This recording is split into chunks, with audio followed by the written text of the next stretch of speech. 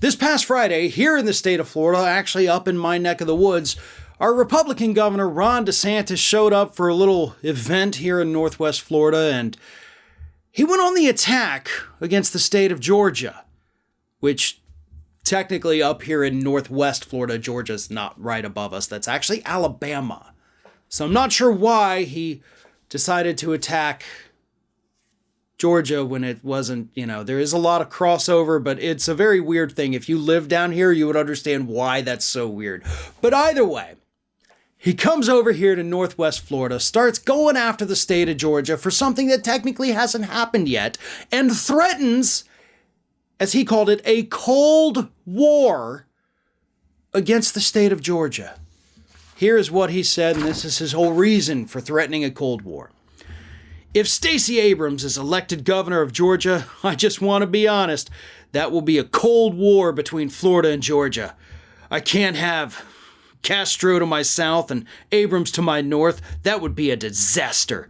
So I hope you guys take care of that, and we'll end up in good shape. So again, I hope you guys take care of that. Dude, you're in Northwest Florida. Florida. Nobody in this state gets to vote for Stacey Abrams or Brian Kemp.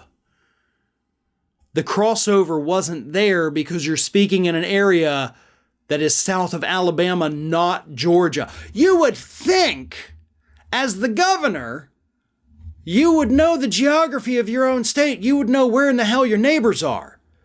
But I guess not when you're too busy, constantly campaigning and trying to ignite these social war issues. You don't have a whole heck of a lot of time for things like the basic geography of the state that you control. But here's the thing. One state does not have the authority to declare even a cold war against another state. Secondly, what the F does that even mean? Like a cold war against Georgia. What does that mean? That we're going to cut off relations with the state of Georgia? They send a lot of tourists down here, right? And the number one industry here in the state of Florida is tourism, you idiot. So do we really want to have that cold war there with them? Do we want to cut off the supply of Georgia produce to the state of Florida here? Do we want to not be able to sell our stuff to them? Because we do have a lot of, interstate commerce between the two areas. But you just want to pick a fight? You want to piss off the entire state because you don't like the policies of a woman who's running for governor in the state? Who, for the record, is not even ahead in the polls, but you're freaking out about it anyway? She's 7 points behind Brian Kemp. If Kemp is not the Republican nominee and it does become David Perdue, she is 5 points behind David Perdue right now. Those are not great numbers, unfortunately, for Stacey Abrams. I wish she was polling higher. I love Stacey Abrams. I really, truly like Stacey Abrams, and I think she does a good job. I do not think she is an overly corporate Democrat. I think her activism, her get out the vote efforts speak for themselves.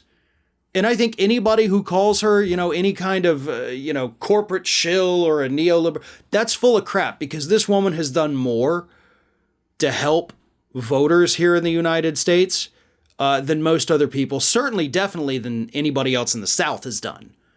So, watch what you say about her, because I will defend her, tooth and nail based on her activism. Now, if she does horrible things, I'll call her out, absolutely. I'll tell you one thing she hasn't done, though.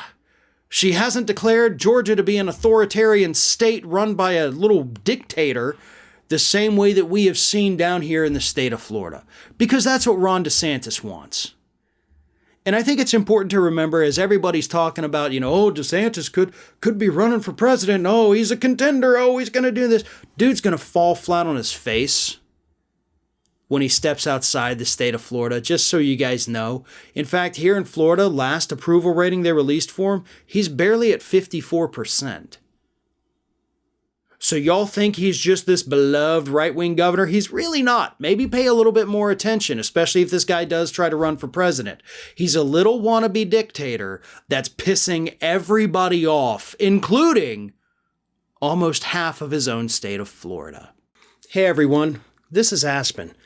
And did you know that for the low cost of $0 per day, you can subscribe to the Fair and Balanced YouTube channel, We also encourage you to like, comment, and share. But again, click that subscribe button and help Aspen not be so grumpy.